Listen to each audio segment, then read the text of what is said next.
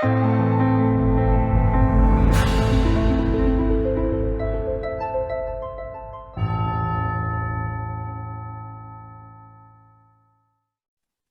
muy buenas tardes. Bienvenidos a este encuentro de conversaciones a Patrimonio Vivo que hemos preparado para este fin de semana del patrimonio con distintos protagonistas de la música chilena. El invitado que tenemos hoy es Jorge Campos. Jorge Campos nació en Santiago, se formó como músico y estudió también estética en la Universidad Católica de Chile. Fue contrabajista de la Orquesta Sinfónica Juvenil. Digo lo de contrabajista porque habitualmente lo vemos más con su bajo, ¿no? Con sus bajos. Como bajista se ha dejado influenciar, se ha dejado también llevar por la creación en el estilo del rock y luego por la música de raíz folclórica. Ha sido integrante y fundador de emblemáticos grupos como Santiago del Nuevo Extremo, Fulano, y también fue integrante de la banda Congreso. Pero lo más importante, actualmente dirige y participa del grupo Animal en Extinción. En sus composiciones, las letras de Jorge destacan por su poesía, inspirada en la poesía beat, y por el rock progresivo alternativo. Jorge Campos, paz y amor, bienvenido a este encuentro que va desde la reflexión al sonido que palpita. Aquí te recibo en este espacio de la Casa de los 10, junto a la Universidad Católica Silva Enrique, que es la que gestiona este espacio. Hoy día especialmente con la visita de un colegio vecino tuyo, el Colegio Pedro de Valdivia, de allá de Peñalolén, y con las juntas de vecinos Las Cañas y El Progreso. Bien, Jorge. Hoy día te invito a que nos revele un poco lo que ha sido tu vida y mostrar que en nuestros creadores hay una gran riqueza existencial, una riqueza que se va formando a partir de nuestra convivencia en el espacio social y cultural. Y la primera pregunta que te iba a hacer es que nos cuentes el testimonio de cómo fue tu experiencia musical doméstica, cotidiana en la infancia, la música que recibiste de tus padres. Ok, bueno, saludos primero a toda la gente que pueda estar conectada en este minuto y la que posteriormente estará en la red. Bueno, sí, es una oportunidad de compartir esta historia más personal dentro de la música. Mira, la historia mía de familia, niño y música es súper simple. Es como, yo nunca tuve problemas de vocación, por decirlo de alguna manera. O sea, desde que tengo recuerdos, la energía de la música, los sonidos, los diferentes estilos, el folclore, el rock, jazz. De la radio prendía al principio, en mi casa, me movilizaba, me hacía moverme, saltar, correr incluso. Entonces, tengo como una conexión bien corporal, bien fluida y espontánea con la música. Y cuando era niño, mis padres eran muy amantes de la música, les gustaba la música popular en general. De repente aparecían algunas cosas como de clásicos orquestales que mi papá escuchaba Tchaikovsky, cosas así. Pero en general era la radio prendida. Ahora, en el contexto de la radio prendida, por decirlo, de esa época, de los 60, la verdad es que la música era bastante buena. O sea, estamos hablando desde el inicio de los Beatles, pasando por todo lo que fue en Neofolklore, la nueva canción chilena, toda la música progresiva, la generación y la explosión de música psicodélica, del rock sinfónico primero y después del jazz fusión. Todo eso yo lo viví en el momento que iba pasando, al principio desde mi casa más proleta, de barrio obrero en los suburbios sures de Santiago, pero siempre como con la radio sonando y de a poco vinculándose con la música en el colegio, haciendo folclore, haciendo danza y tocando desde chico. Yo empecé a tocar, mi primer instrumento me lo regaló mi abuela a los 10 años, y con esta familiaridad que yo te digo, que yo la cuento no en un afán de lucimiento personal, sino que fue lo que me pasó realmente, que mi abuela me pasó una guitarra, me regaló una guitarra, me la había prometido muchos años hasta que me la regaló, y yo tomé la guitarra y me fui a mi pieza y la afiné, porque resulta que en esa época los radios, todas las radios, la mayoría de las radios grandes tenían unos teatros, tenían teatros con músicos en vivo, entonces todos los artistas de la época se presentaban, y muchos bromeaban afinando, qué sé yo, entonces yo como que tenía, de hecho eran como los viernes los shows, ¿no? La Corporación, la Portales, la Minería, shows en vivo, no solamente con artistas chilenos, y de hecho yo alcancé a ir a algunos de esos shows que mi abuela me llevaba también. Bueno, la cuestión es que yo afiné la guitarra como suena la primera, la segunda, la tercera, la cuarta, la quinta, la sexta, y saqué algunos acordes y ya siempre con esta como facilidad para la cuestión, te fijas, para hacer sonar el instrumento. Después al otro día obviamente fui con la guitarra al colegio, yo estaba como en sexto básico ahí, y obviamente que mi profe no me creyó que la había afinado solito. Fue como, ya, sí, fue como que ya, me encontré con una cuestión que era media rara, pero mira, yo te podría decir que de mi casa materna, paterna, había mucho amor por la música, estaba presente, a mi papá le gustaba cantar, a mi mamá también, le gustaba la música popular. Después, con el tiempo, yo creciendo ya fui eligiendo mis propios gustos de lo que a mí más me interesaba y qué sé yo, pero crecí en un ambiente en que la música está ahí bien presente. Jorge, y cuando tú ya empiezas como te familiarizaste con el instrumento, tenías ese contexto musical, ¿en qué momento empieza como a aparecer ya como una decisión en formarte como músico? Siempre estuvo, lo que pasa es que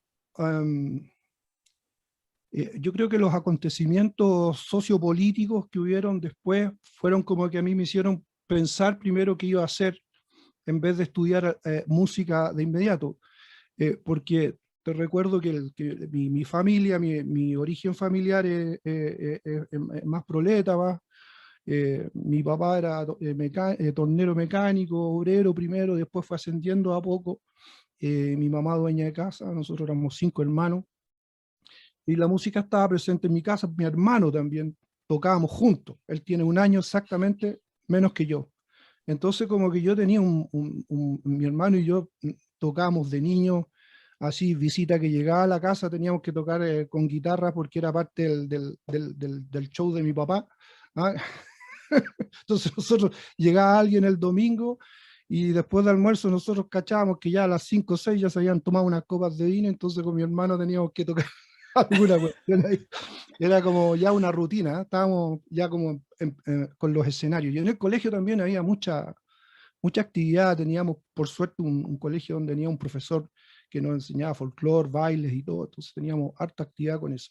Por lo tanto, te vuelvo a decir, estuve muy dentro de la música de niño y yo te diría que incluso a los 12, 13, yo ya me metí por un tío mío que tenía una guitarra eléctrica, ya empecé a meterme en grupos que hacía música popular, incluso ya me ganaba unas lucas, yo te diría que, claro, como a los 14 años, o quizás antes, yo ya tocaba en bautizo, en fiesta, en casorio, y me ganaba mis lucas. Mi papá me tenía que autorizar, obviamente, porque era menor de edad. Yo tocaba con pura gente mayor, de 18, 19, 20 años, y yo era un petizo, un gallo muy chiquito. Entonces, estaba presente el tema de la música, tenía facilidad para eso, tocaba guitarra, y después en algunos grupos me pasaron el bajo, porque siempre cuento lo mismo, que es como porque era el más chico y el guitarrista era el más importante siempre, o los guitarristas eran los más importantes. Entonces yo, como era el más chico, me pasaban el bajo, así como que ya vos tocáis el bajo, así como que,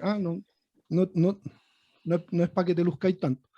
Pero tenía facilidad para la cuestión, eh, tenía buen oído, tenía capacidad de sacar temas. Y bueno, después, como te decía, tocaba en grupos y me ganaba mis lucas, así que de a poco estuve como metido en, en trabajar así, muy niño, ¿no? Muy chiquito.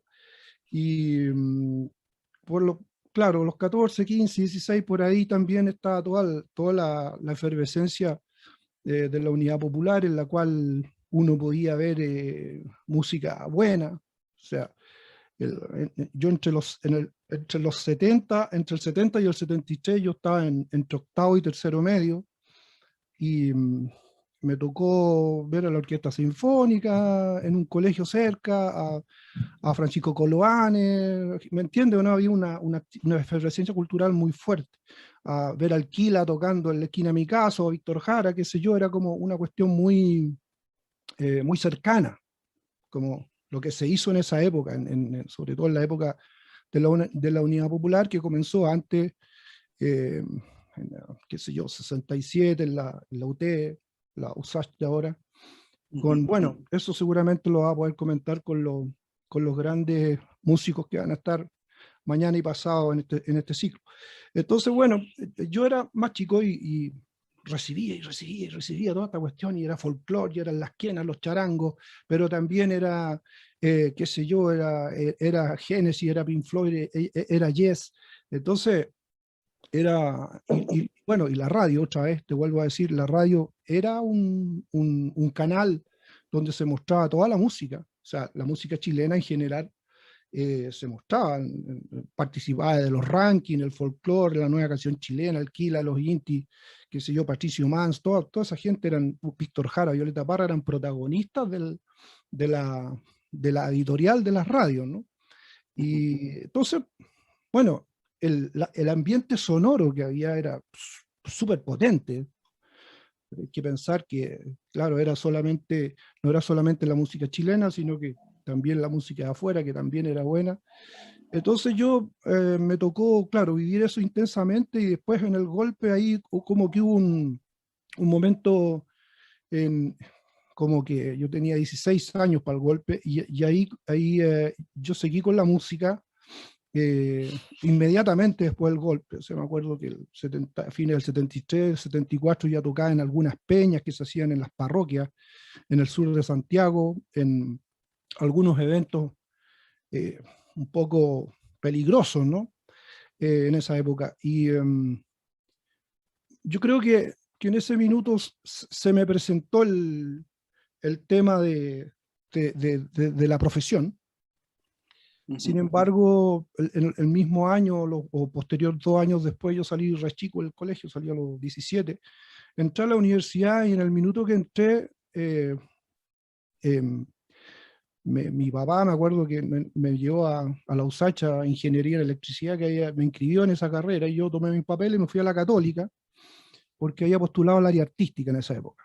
Y quedaban algunos ramos, algunas carreras como con el puntaje, no sé, arte, ponte tú, y yo para el arte, así, para la plástica, cero, nulo, si no soy capaz de hacer un buen dibujo de ni una cosa. Entonces, está estética, filosofía del arte, y fue una especie de locura, yo creo, pero le pregunté al tipo que estaba, el puntaje me alcanzaba, creo que para diseño me alcanzaba también, y le pregunté y me explicó, no, filosofía del arte, psicología, historia del arte. Es un bachillerato, una licencia, es un título bien básico, pero que te permite después hacer licenciatura y a lo mejor profundizar en cierta especialización, bla, bla, bla. Y yo no sé en qué estaba, que tomé la decisión y me inscribí en estética a los 17 años. Y te tengo que contar que yo con los años he podido como disfrutar de eso que estudié ahí, ¿eh? Porque en el minuto, la verdad es que estaba más colgado que, porque era demasiado chico, venía de un barrio pobre, no tenía idea, tenía compañeros y compañeras así de 35 años que habían estado en el Louvre, que habían estado, no sé, ¿me entiendes o no? Es una situación bastante particular, pero que sin embargo me permitió entrar en un circuito, por decirlo, con grandes profesores como Gastón Sublet, Milan Ivelic, Juan Amenábar, con el que hice un taller de sonido que era una cuestión súper interesante en esa época. eh, Carlos González, del cual fui ayudante en el ramo de folclore. En fin, son los profesores, bueno, y mucha gente de la Escuela de Teatro, Eugenio Dittborn, Hugo Miller, el Mesa, muchos profes capos, así. Entonces, al final como que yo entraba, tomaba los ramos intuitivamente, pero al final terminé tomando muchos ramos de la Escuela de Arte y Comunicación. Entonces, en vez de estar 3 años en el bachillerato, estuve como 5 años en la Católica y tomé muchos ramos de Escuela de Arte y Comunicación.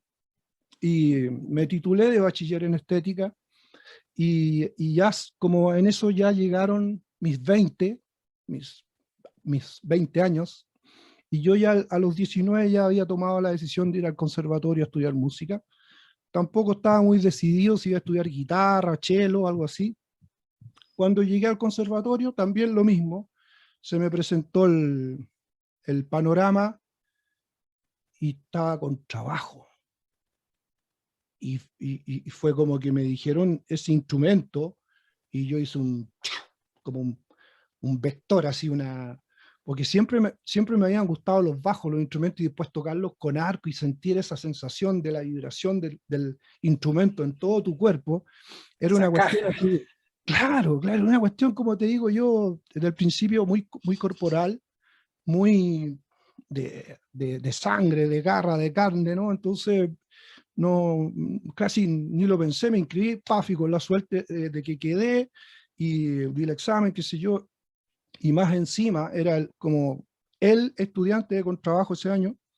Entonces tuve prácticamente 2 años solo en la sala de contrabajo del conservatorio, en el 10.º piso, con la sala para mí, solito, ¿ah? Con el piano, el espejo grande, ¿ah? Las sillas maravillosas que habían antiguas. Así que en ese mismo año entro al conservatorio a los 20 años, 21, sí, 20, 21, y mi compañero de curso en teoría, en un curso freak, porque esa no es la verdadera palabra de los compañeros que tenía 3 compañeros chicos, una niña que estudiaba violín de como 12 años, un cabro chico que estudiaba piano y otro que estudiaba guitarra. Estaba un Paco, un gallo de la Fuerza Aérea, un gallo de Gendarmería con uniforme, y Pedro Villagra. ¿Te fijas, no? Pedro y yo, Perfecto. flacuchento, de pelo largo, con barba, 3 gallos uniformados, porque te estoy hablando del año 79, y varios cabros chicos. Entonces, esa es como la construcción de un poco de, yo siempre digo lo mismo, de donde parte un poco todo lo que yo pude hacer después. Porque yo en la Católica había armado un grupo que se llamaba Argamasa, con varios amigos de teología, de escuela de arte y comunicación, de estética, un grupo bien pelacable que lo armé con un amigo mío de La Pobla, Jaime Carrera, con el que hacíamos canciones ya desde los 15 años, y era un grupo bien interesante, bien experimental, bien... Iván Toledo, el pianista, se metía dentro del piano, tocaba las cuerdas, le tiraba unos clavos. Era un grupo bien que tuvo su resonancia pequeñísima entre el 77 y el 79 en los círculos universitarios. Y yo invité a Pedro a ese grupo. El grupo era de poca presencia, y en cambio él ya estaba con Santiago del Nuevo Extremo. Ese es más o menos el panorama de Y la música. Bueno, sin duda, aparte tu carrera está marcada por Santiago el Nuevo Extremo, está marcada también por tu participación en Congreso, que fueron, me decías hace un rato, no fueron pocos años los que estuviste en Congreso, Mm. pero se te ha identificado más tal vez en el último tiempo con la banda Fulano, que Ujú. tiene un propio lenguaje musical, eh, cosa que un poco se podría extender no también a Animal en Extinción, que ha Ujú. seguido también trabajando el estilo del rock progresivo y de vanguardia.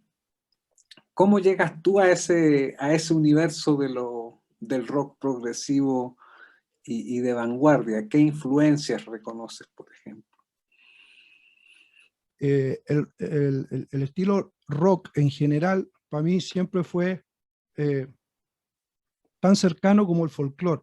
Como te comentaba, yo de chico eh, conocí mucho del folclore de Chile, mucho de, de Arica a Punta Arenas, de todas las por zonas, ¿no? Tú estudiabas y el folclore y lo bailabas. O sea, yo me acuerdo que me aprendí todos los bailes del norte, del centro, del sur, hasta el Sausau de Isla de Pascua me lo aprendí. Entonces era como, tenía como un conocimiento instalado en mi cabeza, pero esos dos estilos, la cosa folclórica chilena, andina, y el estilo rock, para mí eran súper, lo sentía como propio, lo sentía muy cerca mío.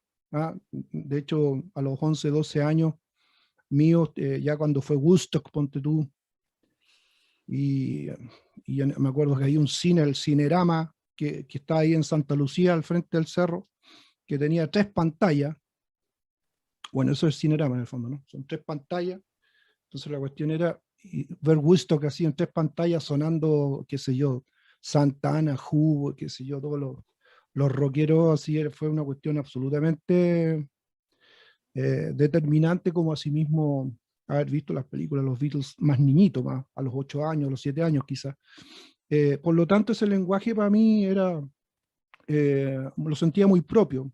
Con mi hermano, como te decía, tocábamos los temas de los Beatles, casi nos sabíamos todos los temas, los tocábamos antes de tener instrumentos, inventábamos unos tambores, unas guitarras de palo que yo me hacía y poníamos la radio porque estaba en el club de los Beatles entre las 6 y las 7, así que nos juntábamos a las 6, entre 6 y 7 a hacer como que éramos los Beatles.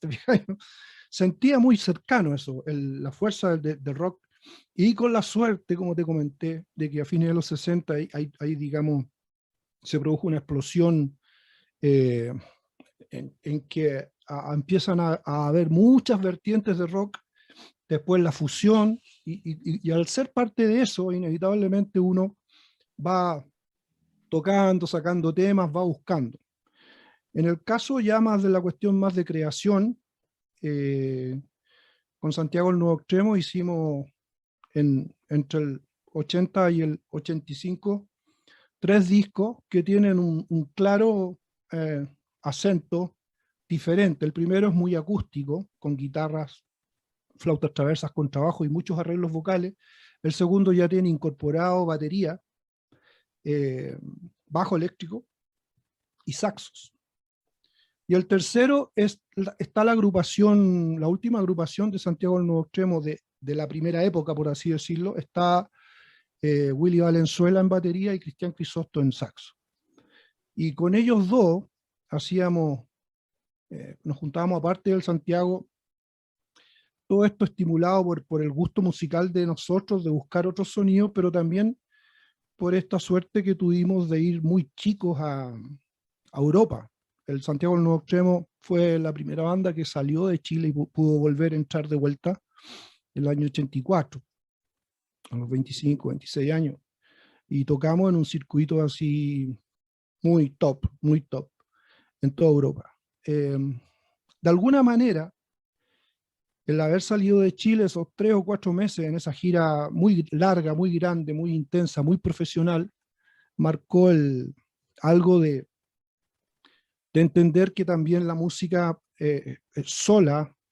pura, también podía expresar comunicar mensajes profundos y potentes, aparte de las canciones. Entonces ahí como que empezamos con este tema más instrumental con fulano, con Crisóstomo y con Willy Valenzuela, y después, de a poco, en el plazo de medio año más o menos, eso fue entre el 84 y el 86, se fue armando la agrupación definitiva con los demás músicos, y bueno, trabajamos mucho. En esa época, todos solteros, sin hijos, podíamos estudiar y trabajar todos los días en eso, y además tocábamos harto. Con Santiago del Nuevo Extremo tocábamos mucho, podíamos hacer estas giras que te decía. Entonces, en ese sentido, había una especie de atención en la disciplina del trabajo, de la disciplina de producir también los conciertos, de participar de un movimiento político-cultural activo, que era la Agrupación Cultural Universitaria, y también otras organizaciones alternativas, de tener presencia en los colegios en esa época. Entre el 81 y el 83, 84, era muy de moda el tema de los festivales de la canción en todos los colegios de Chile. Y en Santiago, el Santiago del Nuevo Extremo era siempre número fijo en esos conciertos. Entonces había mucha actividad, tocábamos hasta 4 o 5 veces por fin de semana.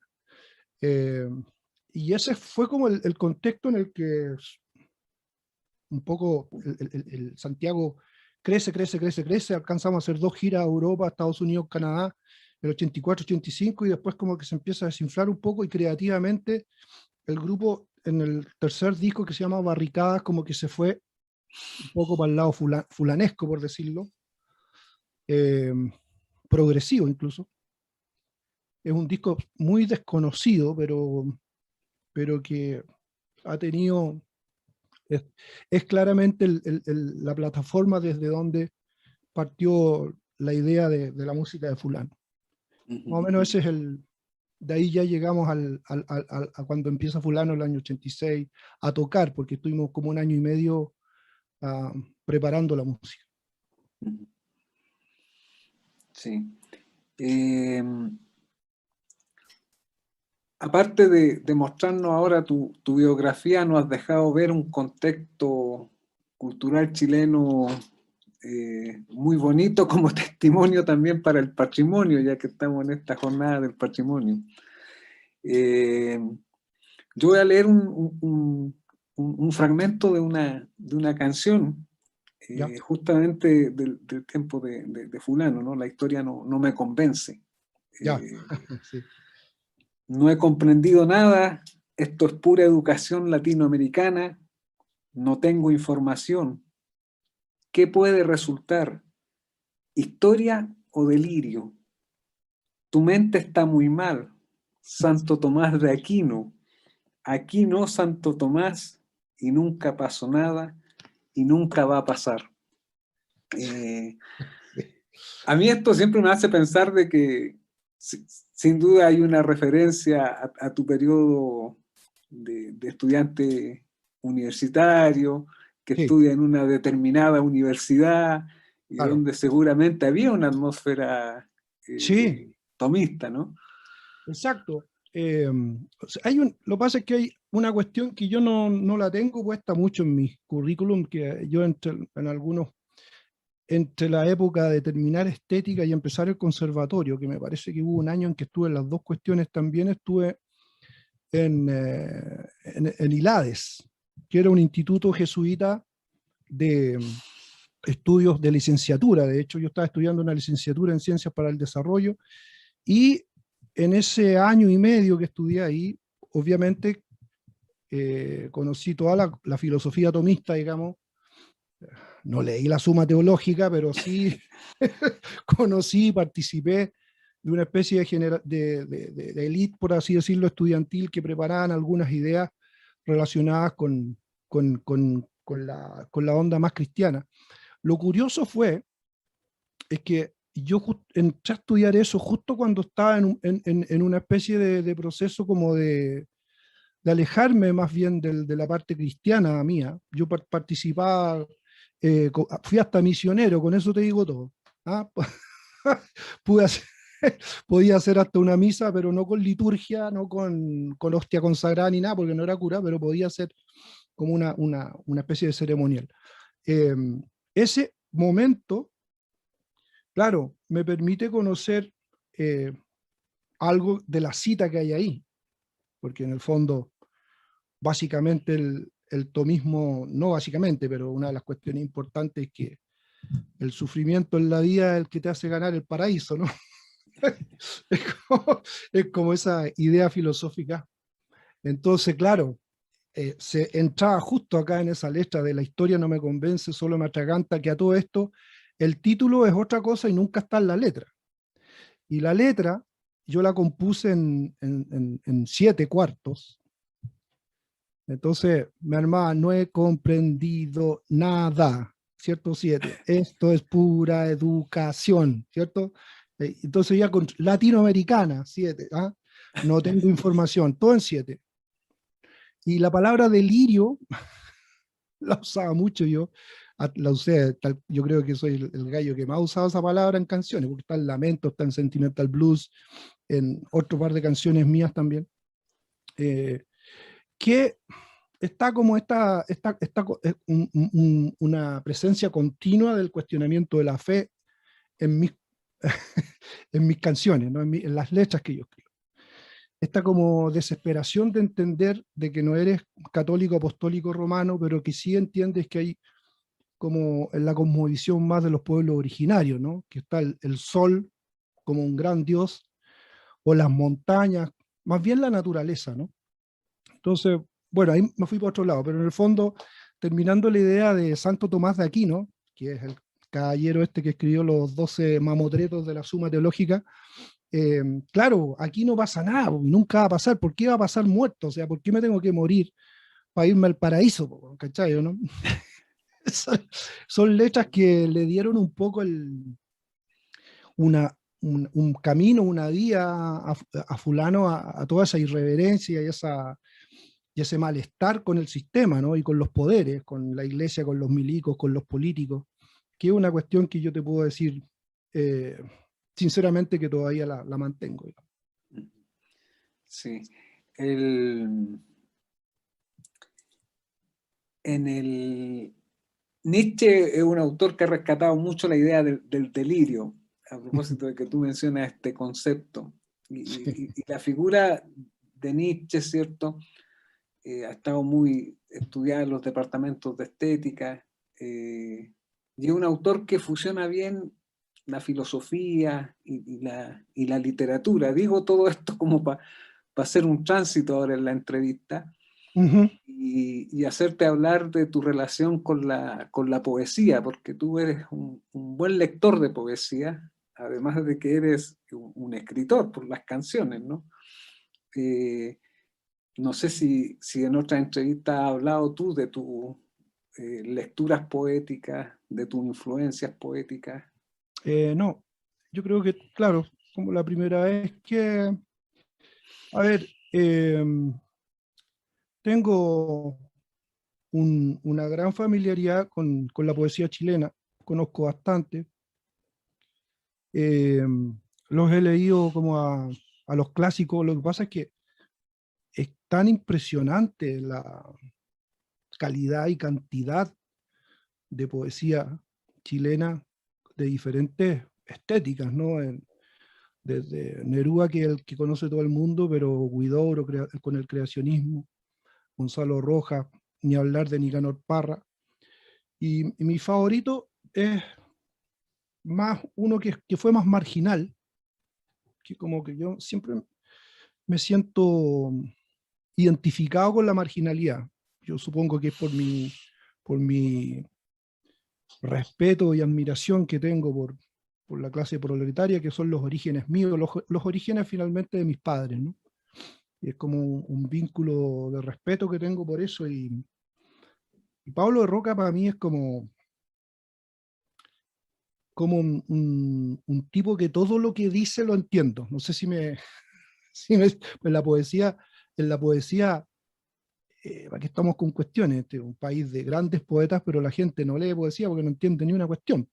¿Ah? ¿Cierto? Que la metáfora, que la lectura en segunda línea, pero a mí por lo menos lo que me pasa con Pablo de Roca es que cualquier libro que abra, cualquier libro que vea, por ejemplo, en Poesía del Mundo, no sé, lo abro, pum, cualquier parte que yo lea de ese libro, a mí me identifica, lo entiendo. Y esa lírica tan dramática, tan como la épica de la miseria, por decirlo de alguna manera, no sé cómo expresarlo, me sintoniza mucho, me sintoniza, me hace mucho sentido porque siento que de alguna manera uno es un comunicador, digamos, y de alguna manera tiene que sintonizar y proyectar ideas que sean potentes, que sean importantes, ¿no? Que no sea la música un, eh, un espacio gótico narcisista de mírenme lo bien que toco, ¿no? Por eso que de alguna manera también no soy jazzista, no sintonizo con el jazz, ¿no? Porque esto de escuchar una música en la cual muchas veces la pasan mejor los gallos que están arriba del escenario que el público, para mí es una soberana lata. Entonces prefiero hacer una sintonía con una cuestión social de compromiso que es absolutamente espontánea, no es una cuestión que yo la haya decidido en algún momento, sino que mi proceso como persona, como ser humano, mi crecimiento me instaló eh, eh, con mucha naturalidad, por así decirlo, cuando escribo en ese tipo de cosas, como un cuestionamiento existenciales profundos de espiritualidad, pero también de un compromiso social eh, que trato de manifestarlo, ¿no? Y, Sí. de la mejor manera que pueda. Me hace recordar después vamos a hablar del disco, pero me hace recordar justamente una letra de tus últimas canciones, ¿no? Viviendo desnudo como Claro. hijo de la mar. Mm. Pero ya que estamos en la poesía, también yo sé que eres lector de cierta poesía de tradición en lengua inglesa. Sí. Conocí, claro, a ver, no me acuerdo en qué año conocí a Kerouac, y por él llegué a Ferlinghetti, y después conocí a Corso y bueno, a Ginsberg, que es como el más famoso, para la poesía beat. Lo que encontré ahí fue bien curioso, ¿eh? Porque estéticamente no es una poesía que sea tan rica, metafóricamente hablando, como lo que escribe Huidobro, Neruda o Gabriela Mistral, que antes se me olvidó mencionarla, que también es una escritora así, pero ya de otro nivel, de otro planeta. No hay una construcción metafórica ni siquiera de rimas, ¿no? Más bien es como una especie de expresión casi vomitiva muchas veces. Pero a mí lo que me pasó con esos gallos fue que los conocí muy niños, justo como en la época de la dictadura, cuando empezó la dictadura, yo creo que a los 16, 17 por ahí, en la época que uno lee Germán Gess, ponte tú que uno lee, me llegó algún libro, Beat, y, y yo encontré súper valientes estos gallos, los encontré como que me identificaron ni tanto por la calidad poética, porque la verdad es que hay cuestiones que son re malas, pero me sintonicé con ellos como en esta valentía que tuvieron, porque una poesía principalmente de posguerra, que surge en un país en donde el fascismo, el imperialismo es como el alma mater del funcionamiento de los gallos, que se creen los superhéroes del planeta, y que se meten en todos los países, dejan la cagada y después se van. Pero estos gallos eran justamente lo contrario. Eran eh, eh, poetas, muchos como Ginsberg, por ejemplo, que también era homosexual también. Entonces sus maneras de enfrentar con mucha valentía y con mucho coraje una sociedad absolutamente represiva como la gringa, de posguerra, después de de la guerra, de la Segunda Guerra Mundial, y después de los 50, como que me dijo, yo pensé como más bien en eso, ¿no? Como que sintonicé con ellos como en esa valentía de los tipos, y además de decir lo que se les diera la soberana gana, ¿no? Sobre todo, por ejemplo, Burroughs, ponte tú, que es un gallo que no sé, porque en los últimos días de su vida hacía pinturas disparándole un rifle de perdigones a unas maderas y después pintaba encima. Y entonces yo me fui armando de una colección de poesía. Tengo hasta algún Ferlinghetti por ahí autografiado. Fue como que me hice cercano a los tipos, los fui como cultivando, ¿no? Es una cuestión más de culto mío. Tengo una colección re buena en inglés de libros de todos estos poetas. Y la poesía beat, eh, que también da origen un poco en su discurso a la psicodelia, a la experimentación, sintonizo con ellos como en ese, como por ese lado, ¿no? Eso es como lo que te puedo Sí. contar. Sí, yo lo señalo un poco porque aparece un poco en algunas de tus canciones como esta impronta estética de esa poesía, ¿no? Como que el uso Irreverente. metafórico, eso está, hay Sí, como un manifiesto estético ahí también que tú lo has declarado y que tú sí, lo asumes como de manera existencial también, ¿no? claro. En el fulano aparecieron, hay un tema que yo hice que se llama rap rock, que, que es bien como divertido porque describe la escena de un asesinato de una peluquera, ponte tú. Como canción Caramelo, una canción de romántica, así, sonando en un salón, o sea, sonando en una radio, en un salón de belleza, ¿no? Entonces, la imagen es una canción Caramelo que suena en una radio, en un salón de belleza. Hay una mesa crema desgastada, y un gato tiñoso bailando entre las piernas de la peluquera muerta hace solo unos minutos. ¿Te fijas? Esas son escenas muy del beat, así muy de un poco, en medias como, no terrorífica, pero sí como de un patetismo muy fuerte, ¿no? Sí, y lo quería señalar simplemente porque el proceso creativo como que se ve nutrido de varios insumos. O sea, hay novedad, pero siempre hay una alimentación de insumos que hemos adquirido en la experiencia. Y eso en la experiencia cultural que hemos tenido, o en la experiencia social que hemos tenido, o en la experiencia política que hemos tenido, como también decías hace un rato. Ujú. Eh, Bien, uno de tus últimos discos es con Animal en Extinción, es el disco Antes y Después. Eh, y ese disco se publicó un poco antes del estallido social. Ya lo Sí, habían tocado antes incluso sí. de la edición del disco, yo lo había escuchado en vivo. Ujú. Eh, Cuéntanos un poco del disco y de esa manifestación que aparece en ese disco en relación a lo que apareció del Chile después en Sí. la calle. Eh, a ver, el grupo Animal en Extinción es una banda que armamos con la Paquita Rivera y con Álvaro Poblete, músicos que participamos de la última agrupación de Fulano, ¿m? De la última. La Paquita entró cuando se fue el Atlet y el Alvarito Poblete entró cuando se va uno de los tantos bateros que trabajaron con nosotros en esa época, como Cristóbal Rofa, Christopher Schenfeld, bueno, todos excelentes músicos por lo demás.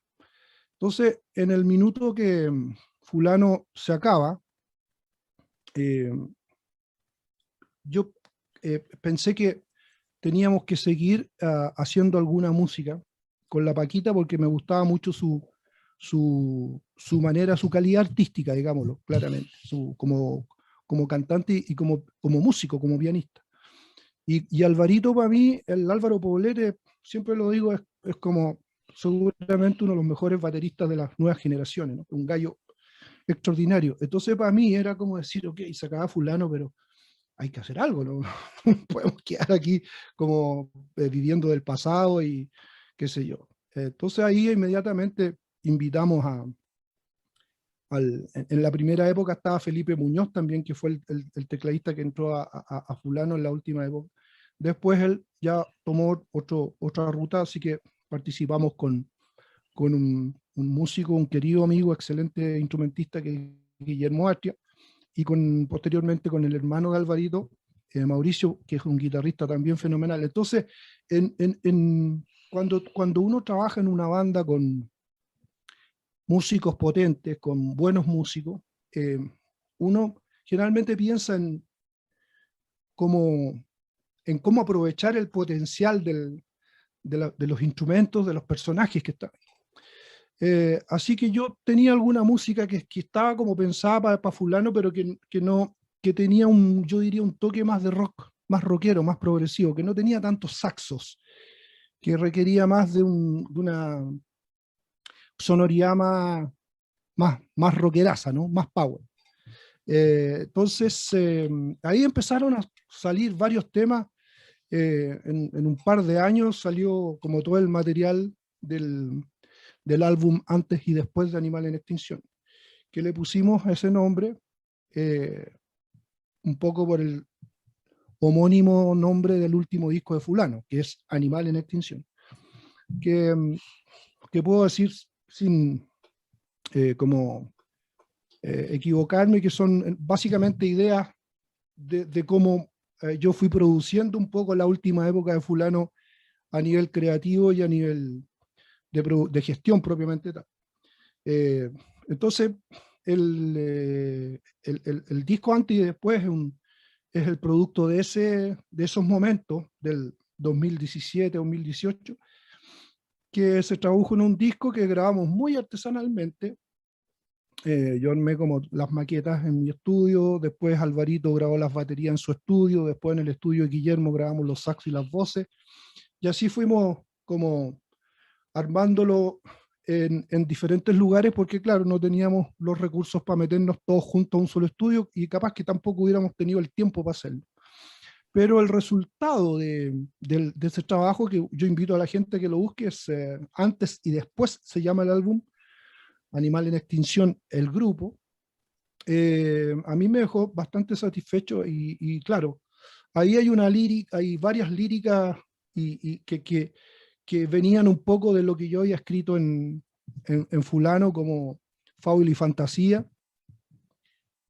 como La tonada amarga de la vida del tercer mundo, eh, y esos temas, esa manera de hacer canciones, como que siguió un poco un camino más, yo diría, un poquito más psicodélico, más existencial en Antes y Después, en el álbum Antes y Después. Y ahí están esos temas que tú dices, el viviendo desnudo, y el tema que se llama Antes y Después, que es un tema instrumental a todo esto, tiene solamente 3 versos, que son los que yo supongo que, por eso me estás preguntando, que son, que son medios pitonizos, que era, no pitonizo, pero sí eran como muy dando cuenta del momento previo al estallido social, que dice, te están robando, te están mintiendo, despierta, despierta, ¿no? Claro, y así nomás fue lo que ocurrió en eso, en esa previa al estallido social, de cómo uno sintió que a lo mejor se venía algo, no sé, no creo que haya sido una cuestión racional, pero como te vuelvo a decir, el tema está como, no sé si responsabilidad, pero sí como de conciencia social que uno tiene, que aflora en la creación, a veces trasunta, eh, interpreta, digamos, en palabras más poéticas, por decirlo, lo que está pasando, ¿no? O lo que va a pasar en este caso. Sin duda, lo que uno puede escuchar en fulano y lo que escucha también en este disco de Animal en Extinción, se hacen parte puede ser interpretado como este compromiso político, no sé si compromiso, pero como esta visión política que aparece también en la música, que no es como de un arte puro, ¿no? Es un arte que recoge, porque una de las cosas que hemos destacado en los artistas músicos es que tienen esa sensibilidad de conectar con el pueblo. No como los políticos que no conectan, ¿no? El músico sí conecta con lo Claro, popular. sí. No todos los músicos en todo caso, pero sí, los que son de la tribu nuestra, digamos. Ujú, ¿Ah? ujú, Porque igual yo con los años he aprendido a ser súper respetuoso con la mayoría de las personas que se dedican a este trabajo, pero evidentemente no por eso me gusta lo que hacen, ¿no? ujú, Eh, igual hay hartas cosas que son bastante huecas, pero allá ellos, si ellos sienten que esa es una manera de hacer música, bien por ello, y me muero de envidia porque ganan mucho más plata que nosotros. Pero, eh, no sé, como te decía antes, para mí, estar dentro de la música como compositor, como intérprete, y ahora con el Templo Record, mi sello como productor, en fin, es una cuestión absolutamente espontánea, no hay yo no tuve una planificación, sino que me transformé con los años en un tipo creador que empujo cosas, que empujo proyectos, que trato de encontrarme, y en ese sentido tengo que decirlo también, que tú sabes que la posibilidad de hacer buena música inevitablemente va de la mano con encontrarse con buenos músicos. No, no ujú. es como que conozco muchos casos de excelentes músicos, creadores también, que no pudieron nunca encontrarse con una tribu, con, un, con una cofradía cercana o que sintonice con lo que ellos querían hacer. En el caso mío, yo he tenido así de sobra, de regalos de la vida, de compartir con músicos súper grosos, que no necesariamente son amigos, digamos, sino que es como, me encuentra, como que uno se da cuenta al tiro cuando funciona la química con los músicos. Te das cuenta de por eso que la creatividad aflora tan eh, naturalmente, ¿no? Eso es lo que me ha pasado a mí. En ese sentido, eh, se podría decir que tengo una estrellita ahí que me ayuda, que me ilumina. Ujú.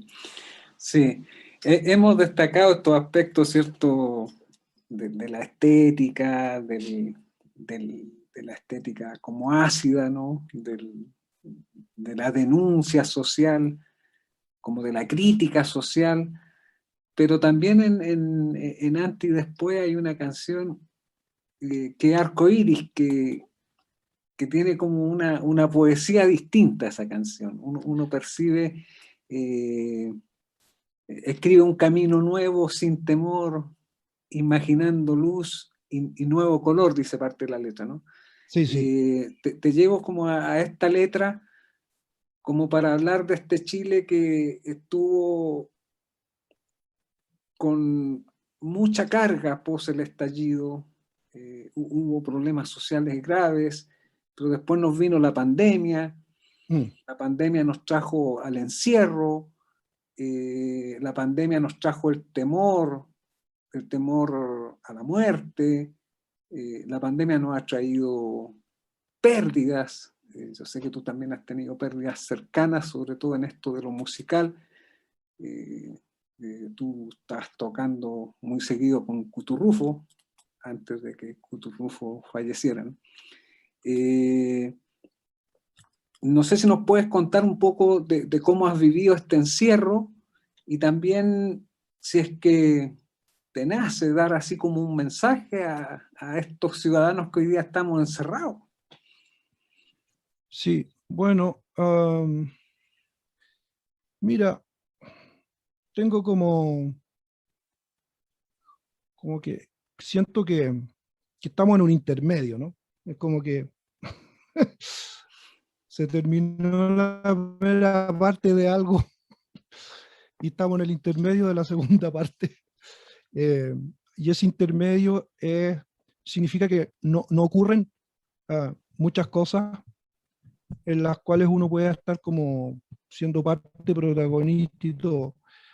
Ahora, en lo estrictamente personal, esta naturaleza de, de creatividad y de compartir música, de comunicar, evidentemente, es una muy buena ventana, una muy buena posibilidad. Es decir, el trabajo mío es un trabajo que en ese sentido es bien generoso. Desde lo que yo puedo colaborar para enseñar, por ejemplo, yo siempre he hecho clases, siempre.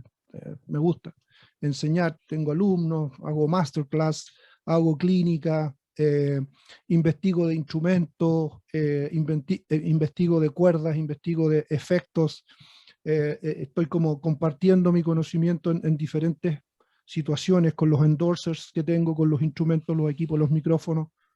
Entonces, yo no he sufrido personalmente un poco todo el costo fuerte financiero, lo he sufrido como todas las personas, pero al tener la posibilidad de trabajar desde mi casa, desde mucho antes de la pandemia, desde mucho antes del estallido, en online, grabando discos, mandando discos para afuera, haciendo producciones, produciendo discos para gente de afuera, discos para acá, en online, digamos, no me vi muy afectado en esa perspectiva, pensando en muchos compañeros que han tenido que hasta vender sus instrumentos para poder comer. Entonces, yo por suerte tengo una familia fuerte, con una pareja, Isabel, que también es fuerte y trabajadora, inteligente, y eso siempre es bueno, poder compartir en los momentos de pérdida, en los momentos de pesar, de problemas. Ahora, en el tema de creativo, como te digo, yo como que siempre la creación musical y el trabajo artístico de alguna manera también ha sido un escudo protector, ¿no? De cómo yo me puedo eh, justificar a mí mismo como ser humano a través de la creación. Entendiendo también que igual, y lo tengo súper claro, que lo que yo hago no es una cuestión popular ni es para todo el mundo, pero es lo que a mí me nace y por lo tanto es bastante genuino. Y eso ayuda bastante, fíjate, a soportar y a fortalecer y ayudar a fortalecer a los demás, sobre todo por ejemplo, a mis alumnos, a los jóvenes que están estudiando, como tratar de darles material de trabajo, métodos de estudio, disciplina y todo eso que los ayude a mantener su mente ocupada en el estudio de un instrumento, de tal manera de no caer en la depresión, en la frustración, en la ansiedad y en todos estos males que estamos viviendo así con mucha presencia y con mucha, ¿cómo se llama? Con un bombardeo mediático así y muy fuerte, ¿no? Muy difícil de mantenerse, digamos, con la cabeza como en foco ordenado en un sistema en el que la televisión todo el día habla de lo mismo y todo el día está bombardeándote con este terror, como dices tú, a la pérdida, a la muerte y a todo eso. Eh, yo uh, lo que hago, tal cual como te lo comenté, no me siento muy cómodo diciendo grandes ideas ni grandes pensamientos profundos, digamos. Me siento más cómodo creando y tomándome mi tiempo para las cosas. En este minuto terminé un disco solo, instrumental, que he trabajado este último par de años, y para mí ese es una especie una manera de regalar algo eh, de colores, de sonido a la gente, ¿no? Es como, no me siento muy cómodo. ¿Te acuerdas cuando tú me invitaste a conversar hoy día y me dijiste de filosofía? Y uy, yo como que me da un poco de terror eso, porque yo en lo más eh, eh, como natural de mi persona, de ser creativo, por decirlo de alguna manera, de ser creador, me siento un obrero, digamos, me siento un gallo bien básico, así bien como que trato de manifestar una sensación de profundidad en algunas ideas, en lo que escribo a veces y en la música que compongo, pero siento que los talentos hay que fortalecerlos. Eso es lo que yo te podría comunicar como mensaje. Siento que cada ser humano tiene talentos muchas veces escondidos, muchas veces no cultivados. Y, y claro, la cuarentena y el encierro ha permitido también que muchos de nosotros busquemos, recuperemos espacios familiares, espacios, por ejemplo, para leer libros, espacios para escuchar música, para todo el ceremonial que significa escuchar una buena música, pues no esta cosa de la cultura actual de escuchar música caminando, ¿te fijáis? O en el metro o en una micro, que no escucháis ni una cuestión, es más bien para aislarte, ¿no? Sino que encontrarse con el arte, con la cultura, con la música, con la literatura, con el cine, en un espacio personal medio celebrativo, ¿te fijas?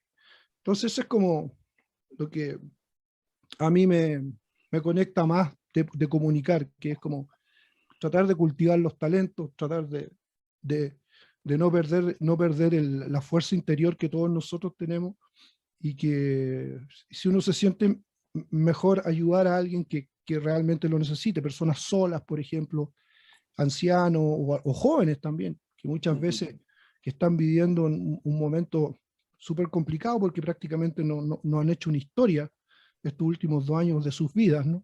Entonces ahí yo creo que uno que es más vejete eh, tiene como este espíritu a lo mejor más guerrero, más comprometido con las grandes causas de la humanidad y podéis tener como unas palabras de aliento, ayudar y en el caso mío enseñar y hacer clases, te fijáis.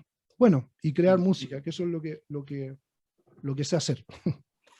Sí, hace un rato tú mencionabas las culturas nuestras como originarias. Una de las características esenciales de estas culturas es que hay don, que es este donar generosamente los talentos que se tienen, las habilidades que se poseen, pero eso, como siempre se dona, también hace que exista como una reciprocidad, es don y reciprocidad.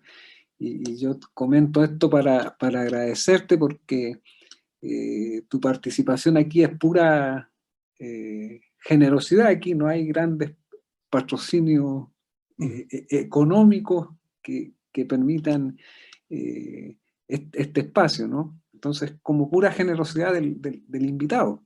Entonces, yo te agradezco esa generosidad. He tenido la suerte de palparla cercanamente. Me ha tocado ayudarte en los escenarios. Y ahora te voy a leer algunos saludos que han dejado algunos amigos. Okay. Horacio Durán. ¿Ves? Siento estar descubriendo a Jorge Campo, personaje importante en la música chilena.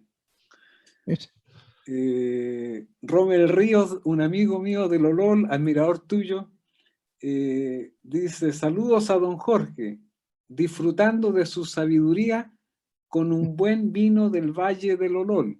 Oh, ya, sacando pica. Le vamos a pedir que nos traiga uno. Okay. Paquita Rivera, profético, te coloca también. Francisco García, un tremendo artista, completo, un maestro, un guía. Y ahí también el área de gestión de las culturas y el patrimonio de la Universidad Católica Silva Enríquez te manda un agradecimiento por este espacio. Así es que nos despedimos. Valejar alcanza a sumar uno más. Cuánta sabiduría en sus palabras. Muchas gracias. Uy, uy, uy. Nos Bueno, despedimos, Jorge. Agradezco que hayamos tenido esta conversación. Yo sabía que tú eres un buen conversador. He tenido la suerte de ir descubriéndote como persona. Y los invitamos a las conversaciones que siguen mañana sábado a las 7, el mismo canal, con Horacio Durán de los Inti, y el domingo con Eduardo Carrasco de Quilapayún, mismo horario y mismo canal. Un abrazo grande, Jorge, y espero poder verte luego. Gracias. Saludos a todos. Para mí un honor participar de este ciclo con Pancho, amigo, con Horacio. Le mando un abrazo grande, y a Eduardo Carrasco siempre le he manifestado mi admiración y por todo el trabajo que han hecho histórico en las dos bandas, tanto Horacio en el Inti como Carrasco en Quilapayún. Así que nada, pues, aquí estoy, paz y amor. Gracias por la invitación y un abrazo grande, Alex, un abrazo grande para todos. Gracias, Jorge. Que estés muy bien.